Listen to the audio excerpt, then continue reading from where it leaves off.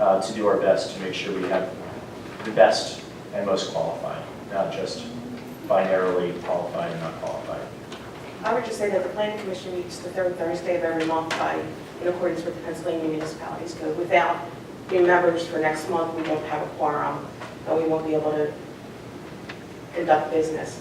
The reviews are prepared by the professional planning department staff. They're sent out a week or so in advance so that the members get a chance to look at the reviews, and they vote on them at their meetings. So I would just like you to have that information. So when would that be? The third Thursday would be, that's coming forth? It's in March? Yes. Okay. Mr. Chairman, I would just point out that I was aware of a vacancy in our area, and I have submitted a name for appointment consideration that would represent one of the districts that is not currently represented or in a vacant position, and that name has been submitted. All right, so let's just procedurally, Mr. Madden made a motion to table. Is there a second to the motion? Second. There's a second to the motion. Is there a discussion on the motion? All right, hearing none, all in favor of the motion say aye. Aye.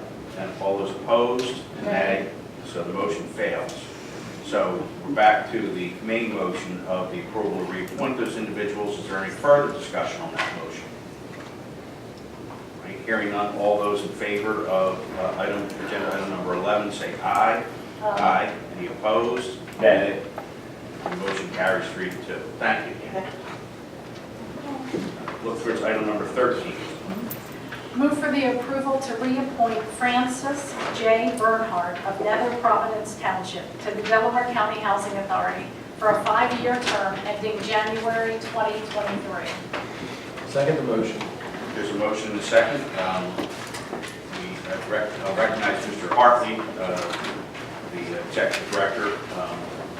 And if there's any questions, so we requested yesterday that a representative from the Housing Authority come forward in case there was any questions or discussions regarding the appointment. If you could just speak for a moment about the work of the Delaware County Housing Sure. Authority.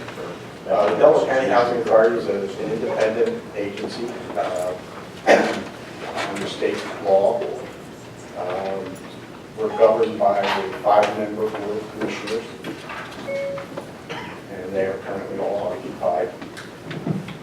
The Housing Authority owns and manages just over 1,000 units of housing, and we rent those units to low-income families in Delaware County.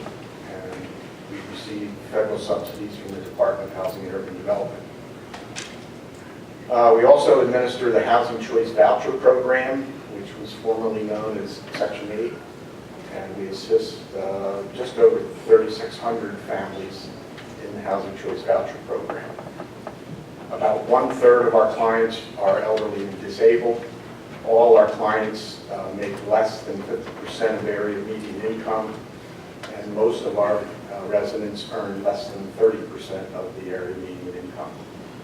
In both programs, the residents pay 30% of their income as rent, and the balance is made up by federal subsidies. Our waiting list is about 30,000 people.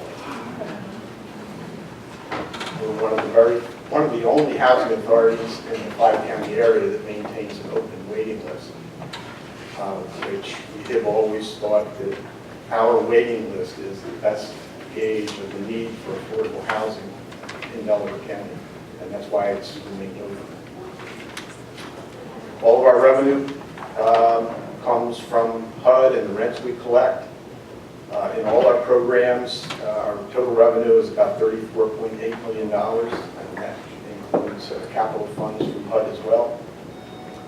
And the reason we're here today is to ask for your favorable consideration of the reappointment of Mr. Bernhardt. Mr. Bernhardt has served on the Board of Commissioners since 1998, and he has been our Vice Chairman for the last 8 years. So I respectfully request that you favorably consider his reappointment. Is there any further questions or discussions for Mr. Hartley or on the motion? Mr. Hartley, that's a daunting wait list. It is. Is there anything that can be done? It's slightly off topic, but is there anything that can be done to expedite? I don't know about at the local level. The county has done a lot to support the housing authority over the last 10 to 15 years through capital loans to rebuild a lot of our housing. We rebuilt more than 500 of our housing units, that many of them were from World War II housing. Others were built in the 60s or 70s. And approximately $10 million that the county council has approved from the Office of Housing and Community Development, Housing Development Fund. And we've been successful in redeveloping more than 500 units. So, we're pretty much subject to funding from Congress, and we always face, reduced funding each year. When is the next meeting of the Delaware County Housing Authority? Would be the next Tuesday. Next Tuesday? Yes. So a week from yesterday. Yes. And is it the same process that we spoke about with regard to the Delaware County Authority? If there's someone who has not received their reappointment, and it ended January, I assume it ended January, Yes, sir. so it's already expired. Yes, sir. Okay. They would What continue takes to serve. place if someone's... They would continue to serve They would. until reappointed or replacement.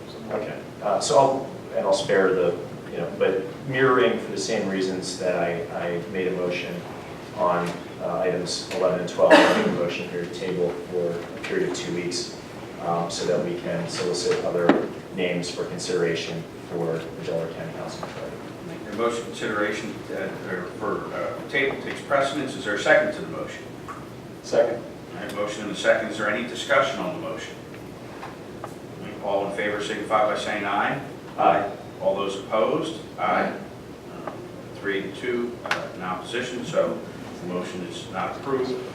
So for the main motion, is there any further discussion on item number 13? Just for clarification, I thought I heard an aye amongst the nays. Were there 3 nays? I think you said aye for the nays in the vote for, You heard an aye when it ended. yeah. I'm sure it's not a mistake, I just wanted to be clear. So do it again. On the motion to table, all those in favor say aye. Aye. All those opposed say no. No. So the noes have it 3 to 2. So we're back to the main motion of item number 13.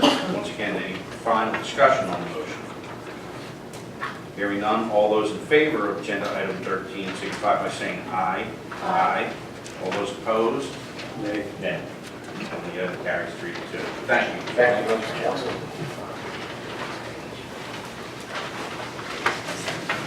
Recognize Ms. Morone for item number 15. Move for a request by the Controller's Office for the payment of current bills. Second motion. There's a motion and a second. Is there any discussion on the motion? I had a question. I went through the bills. Thank you for putting them up there, the bills. There was a payment for $146,514.30 to CM3. I previously asked for copies of some contracts regarding CM3 and sent them up. I was unable to tie that payment to one of those contracts. Do you know as you sit here today, or could you get me information about what that contract was for? Mr. Zidek, I can get you information on that. That $146,000, it actually is comprised of 8 different vouchers for payment. They come from different funds. One's from Fair Acres, some are from the general fund, and one large one is for a construction project, and I can track down the detail for that. I appreciate that. Thank you. Clarify, Ms. Phillips, are you recommending council do approve the list of bills that you presented here today? I am recommending approval. I would note, just for the public, the bi-weekly bills, we're talking about $16 million worth of payments that are coming from the county that we recommend for approval. So it is a large number that comes through the Office of the Controller, and we go through every voucher to make sure there are invoices and support for those payments. So yes, we are recommending that. Is there further discussion on the agenda item number 15? All right, hearing none, all those in favor signify by saying aye. Aye. The opposed? The ayes have it. Mr. Madger. Thank you, Mr. Chairman. This week, I'm requesting council's authorization to file 3 petitions for the termination of parental rights and 2 consents to adoption with the Orphans Court. I'll recognize Ms. Marone for a motion on that recommendation. Move for the approval to file 3 petitions for the termination of parental rights and 2 consents for adoptions with the Orphans Court. Second the motion. There's a motion and a second. Is there any discussion on the motion? Hearing none, all those in favor signify by saying aye. Aye. Any opposed? The ayes have it. Now it's the time for the public to comment on any matters. So if you do, please just approach the podium and give us your name and address, and we'll be happy to receive your comment. Good morning, ma'am. Yes, it's good morning. Good morning. My name is Olivia Smith, 930 East 18th Street, Chester, Pennsylvania. It's very extensive. I had a question, but I think the man might have left out those bridges. Now, he said, is he still here? Okay, because he mentioned about a 4th Street Bridge, and I was wondering where was that located?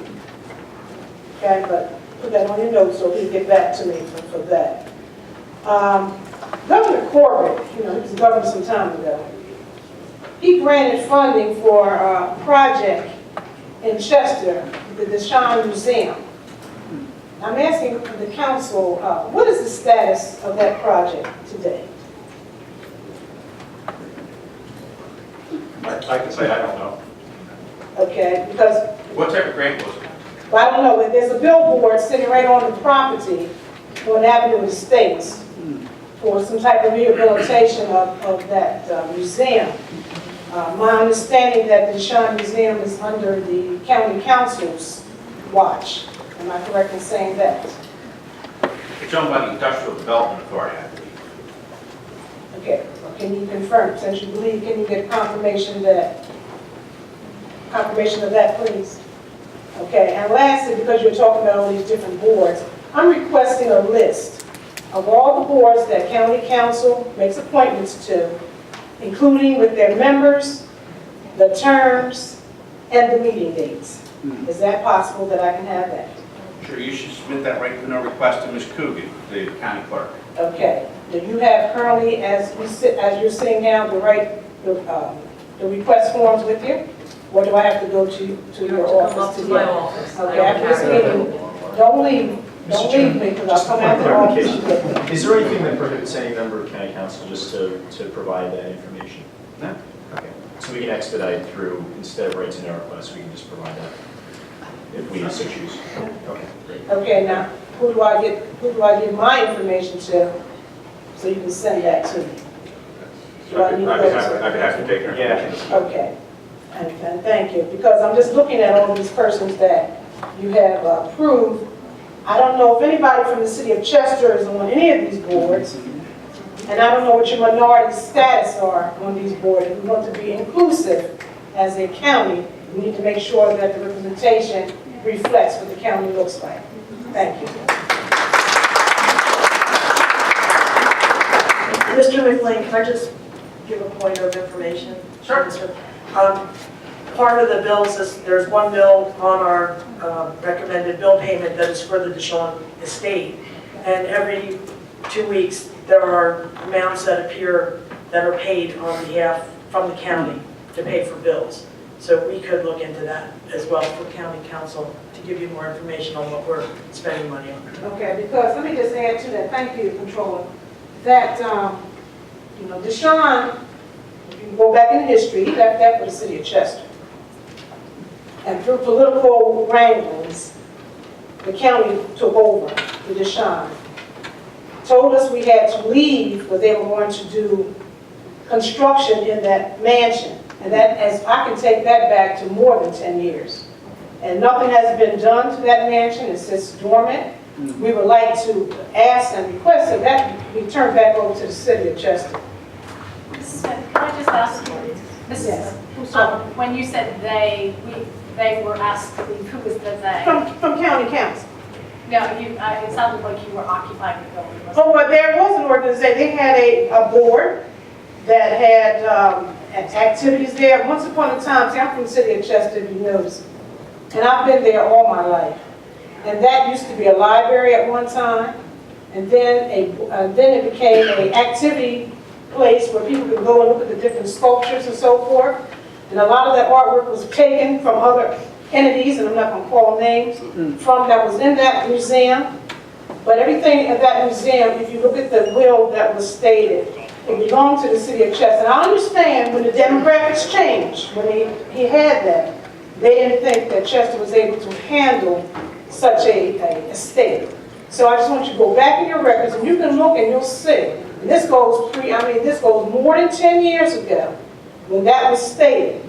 And that sits right there. And I know you bring out people to cut the lawns and so forth, but look at the state of it. The wall is starting to fall down. You know, it's becoming an eyesore to our entrance to our city. Okay?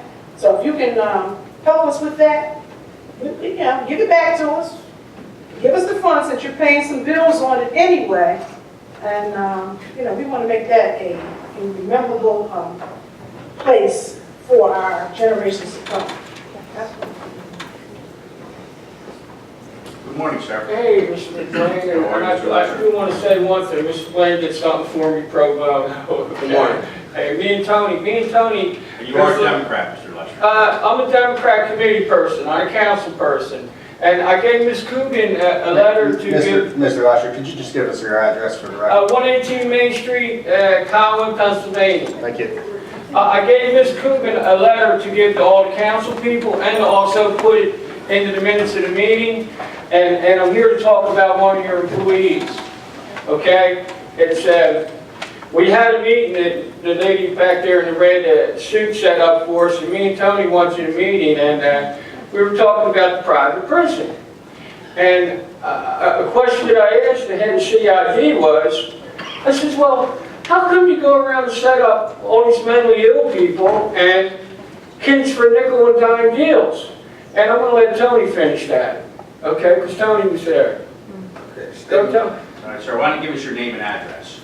I'm Tony Gregg, 11 South 3rd Street, Colwyn, PA. I was at the meeting and the statement was made, easy pickings on each hand. And I just want to get the understanding of what easy pickings meant, because I didn't get the understanding that day. That's all I got to say. Thank you, Mr. Mayor. Thank you. Welcome, sir. Owen Powell, 213 Wardendale. I'm here to talk about my usual subject, the opioid epidemic. Specifically today, I want to talk a little bit about a program that we have in the county that not many people know about, but it's a great program. First of all, I want to thank you for your support for all we're doing on the opioid epidemic. And special thanks to Kevin, who I saw at the OPH meeting a couple of weeks ago. And it's great when someone from council walks into the room, especially a young guy like Kevin. There's a lot of young people on that committee that work hard. They face tremendous challenges every day. And to see their faces when Kevin came in and to feel the support and the motivation that creates, that was a good moment. And it was good to see you welcomed and to see the interactions that were taking place with other young people. I left being an older guy and left and took it, but that's good too. So thanks to all of you, but especially thanks to Kevin for that. It means something. I wanted to talk a little bit today about the PROACT Family Education Program, which we've had in this county for quite some time now. One of the biggest issues we have with the opioid epidemic is that we really focus on the folks that have the problem. This is a family disease. For every person that has this problem, there's a number of family members also impacted. Currently, I would estimate we have about 5,000 people with OUD in this county. So that means probably 20, 25, 30,000 family members impacted on a daily basis. And if you add into that the number of people who've lost someone and the number of people who are in recovery, we're probably talking 60, 70, 100,000 family members in Delaware County impacted by our current opioid situation. There are very few resources for those family members, both in Delaware County and in any other county. Those people tend to be forgotten. And that's true here too. We only have maybe 3 or 4 programs that impact family members. They're all poorly attended, they're all poorly funded. This program here is a great program. It happens every month. Attendance is terrible. There was a time years ago when we had funding, when we could put out billboards and run ads, people showed up. When the money goes, it's very difficult to get families to show up. Most people are not willing to talk about this issue, especially in public. It takes usually a horrible event to get people to talk about this. So it's a difficult situation. This is Tuesdays at Holcomb and Media, and Holcomb have been very gracious for many years to give us a free place. If you don't mind, perhaps you could all take a copy. Thank you. But my wife and I are doing a little push this month to try and bring it back a little bit, see if we can revive it, because it's a great program and there's a need for it. And I've contacted OPH, and they're going to probably send out something. I'm doing a little personal sending out. So for you folks too, it's a great program. If you have friends, if someone comes up to you in the community, a family member, and says, where can we get help? Well, there is help available. And not only can we help the family, but we have the ability to help them find services for their loved one. Because despite everything that we say about you're coming to this program to help yourself, the main reason that people come to these programs is always the same. They're trying to help their loved one. They're trying to save a life. That's what we're here for. Again, thank you for your service. Thank you, Mr. Brown. Good morning, sir. Good afternoon. My name is Carl Bellis, and I live at 100 East Glen Olden Avenue, apartment E20, and that's in Glen Olden. My comments were just some general comments about the election board dispute, as I could call it. As I was sitting there listening to it, I kept thinking of the difference between following the letter of the law and the spirit of the law. And while you might have followed the letter of the law, you certainly, in my view, did not follow the spirit of the law. Which, you might ask, well, so what? How does that count? Well, here's how it counts. In a courtroom, let's just pretend you were on trial. You followed the letter of the law. You might be acquitted. You might say, yeah, you followed the letter of the law perfectly. But the court of public opinion, I would say you would be found guilty as charged, because you really didn't follow the spirit of the law, in my view. I mean, I'm a Democrat, and I'm not a super partisan person. I'm really not. I don't care about parties. I deal with individual people. It's the character of the person that counts to me. Are they truthful, honest? Do they have integrity, principles, ethics, that kind of thing? All the things no one cares about today, or that we don't see in our political system enough of. And I don't think I have to tell anybody about that. We see it every day, year after year. And it cannot bode well. You know, a democracy really can't function if there's no principles, no ethics, no concern for anything but your own self-interest. It just won't work. I mean, it might go on for a while, but it will slowly slide down and decay into nothingness, because it just cannot endure that way. And while I don't expect people to be saints, I know all of us, you know, we're all going to push and shove. Even I do that, up to a point. But that doesn't mean I have no principles, no ethics, no concern for the spirit of the law, because I do. And I'm not, as I said, a partisan person. I'm not out to see Democrats win and the Republicans lose. That's not what it's about. In fact, you know, with the recent change in the voting patterns of this county, and I'm sure that you're all well aware of the election results on November 7th. Let's face facts, you know, for the history of Delaware County, that was an historic election. It can only be described as a, you know, a good old-fashioned political thrashing. The Republicans were crushed at the polls. You've never lost before in 150 years. You can't ignore that fact. And here's the thing, you know, there'll be another election in just 2 years. Well, right out of the gate, you're going to antagonize people by clearly violating the spirit of the law regarding the election board. How do you expect to win in 2019? And I say that because I don't necessarily want you all to lose. I don't want a board. I am a Democrat. I don't want a county council government that's 5-0 Democrat. I don't want to see that. I don't want a monopoly of one party or another. It was bad when the Republicans had a monopoly. It's going to be just as bad if the Democrats have a monopoly. You really can't have good government that way. It will not work. Because you can't exclude a significant portion of the population. So I don't want to see a council that's 5-0. I'd like to see the Democrats in the majority. Yeah, I am a Democrat in that sense. But not 5-0. I don't really want that. You know, 4-1, 3-2, not 5-0. But how do you think you're going to, if you did poorly on November 7th of 17, and you start off with this, how do you think you're going to do in November of 19? How do you expect to win? Is my question. Sorry, ma'am, was there some comment from the front row? I'm talking about my paper. Okay. And I'm just asking the question. I'm just not sure. I can't understand your rationale. Well, I think all the council members, both from Republicans and Democrats, did explain their rationale ad nauseum. So, do you have any other comments?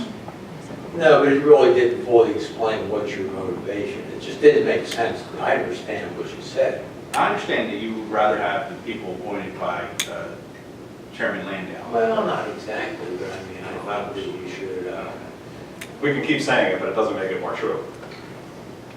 you should certainly follow the spirit of the law. That's all I'm going to say. I don't care about the specific name. I don't believe that you follow the spirit of the law, that's all. Okay. And, you know, I just wonder, I mean, you have to be aware of elections.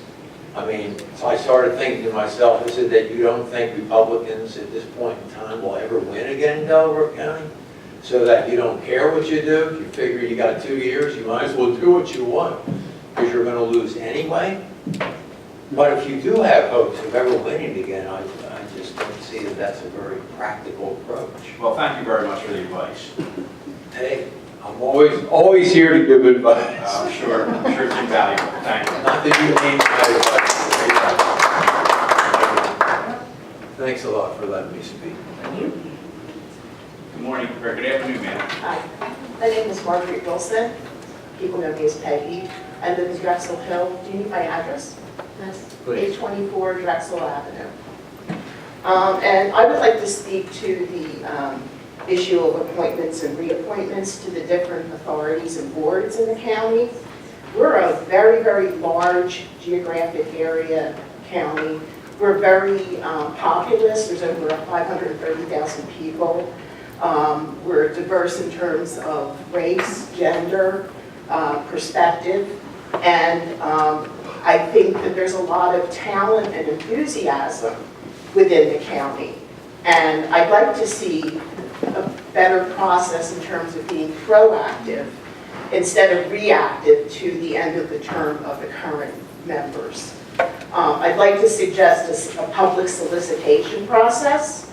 There are different ways to do it. You've got a sign-up sheet back there for an email newsletter. There's the Delaware County Daily Times that we all read, even the website.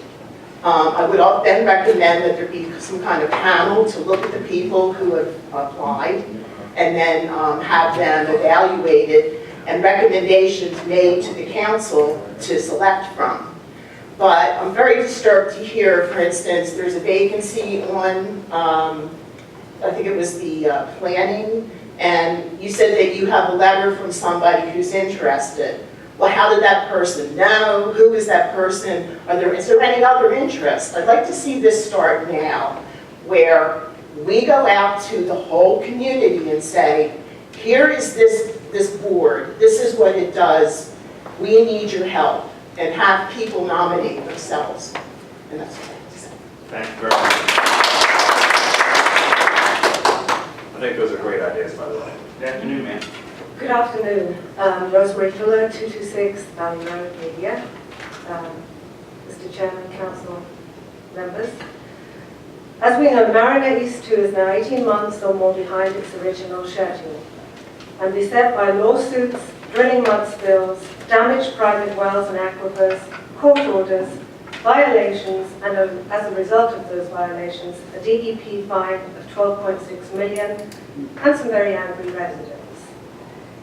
In view of these facts, I would like to respectfully draw the Council's attention to Article 1, Section 27 of the Pennsylvania Constitution, which states, "The people have a right to clean air, pure water, and preservation of the natural, scenic, historic, and aesthetic values of the environment.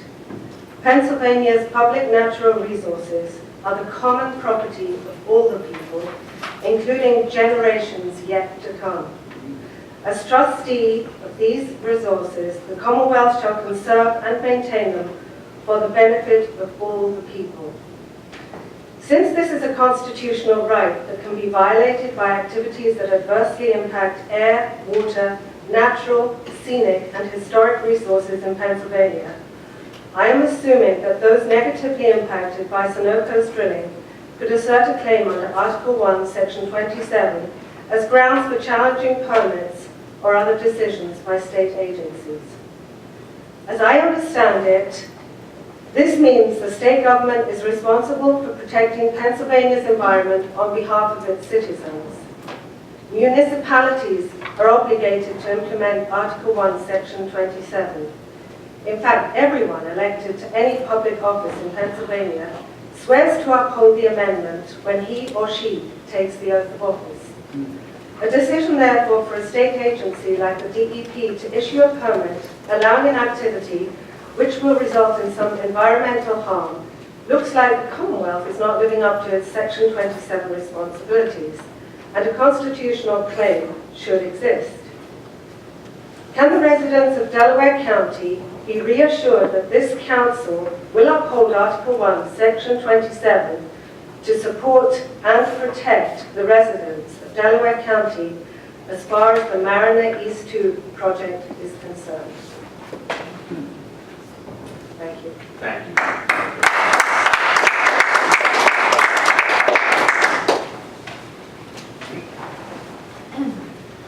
It's time for comments by council. Recognize Mr. Zidek. Thank you, Mr. McLean. I'm disappointed in the clearly partisan attempt to frustrate the will of the voters in Delaware County and to disregard the plain language of Section 421 of the Home Rule Charter. We've learned quite a bit about civics over the past 16 months, and we've learned a little bit more about civics at today's meeting. I suspect that we may not have heard the end of this issue. Our country, our state, and our county depend upon adherence to the rule of law. Today's vote regarding the Board of Elections was nothing less than an attack on the rule of law, and everyone in Delaware County, Republican and Democrat, should be alarmed. Thank you. Mr. Madden. I have no further comments. Mr. Cole. I have nothing further. Thank you, Mr. Chairman. Ms. Morone. Nothing further. I will just say that obviously there's some disagreement in regards to the interpretation of the charter, but the plain language of the charter is what it is. What we saw was an attempt today to change that, interpret it as a spirit that doesn't exist, and subvert the authority of the county council, in that we would have to be required to follow the directives of a political party chairman. And that I disagree with. I think that all those comments today, I think everybody is equally as frustrated with the state of our state, the state of elections, and the most we can ask for are put people in positions who will be fair, not partisan people that are there at the direction of the chairman. So with that, I have no further comment. I would entertain a motion to adjourn. Mr. Chairman, before we do so, I've said a lot on the record, and as have you today, but if we're going to continue to distort what has been said, I need to clear the record. Mr. Madden, I think I've offered my opinion, you've offered yours, you've had the ability to comment. Are we going to keep going back and forth? You don't agree with me, I don't agree with you. Mr. Chairman, I'd like to be recognized. Go ahead. So you said several times that what is being discussed here is for the chairman of the Democratic Party to be the person who appoints people to the Board of Elections. And that is such a change on what Mr. Zayek and myself have asserted on a number of times today. And so I want to clear the record. What we are saying is that we, as members of County Council, are tasked with appointing people to the Board of Elections, not the chairman of the Democratic Party. What we are tasked with doing is appointing people who are representative of the party as laid out within the charter. And the only person who I can think of who can speak with authority, given the fact that they've been democratically elected to do so, is the chairman of the Democratic Party or the chairman of the Republican Party. And so again, to be very clear, we are not stating that any person on county council has to be forced to appoint the person who the chairman of one party or another tells them they have to, but that we need to appoint people who meet the criteria of the Home Rule Charter, which is that they are representative of the party as stated in the Home Rule Charter. And so the criteria of the chairman stating this person does or does not represent the Democratic or the Republican Party is what's been said. So I think that's going beyond that would be repetitive of what I've said, but if you're going to continue to distort what we've said on the record today, I want to make that very clear. Well, I'm not distorting what you said on the record, so it would be that I may only vote for people that the chairman of the party is determinative as who is representative of the party. Or do not represent. Just as I was forced to appoint someone for the minority position who was brought forth by the chairman of the Republican Party. You may choose from 3 candidates. Correct. And we that had today that candidates. activity, that provision is specifically in the charter. Do you agree with me? It's specifically in the charter. That's There's right. no such alternate provision for the appointment of the majority. It's specifically in the charter that the persons for the 2 positions need to be representative of the Democratic Party.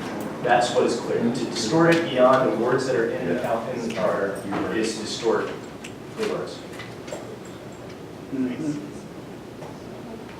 If there's nothing further from council, I entertain a motion to adjourn. Chairman, I'd like to make a motion to adjourn.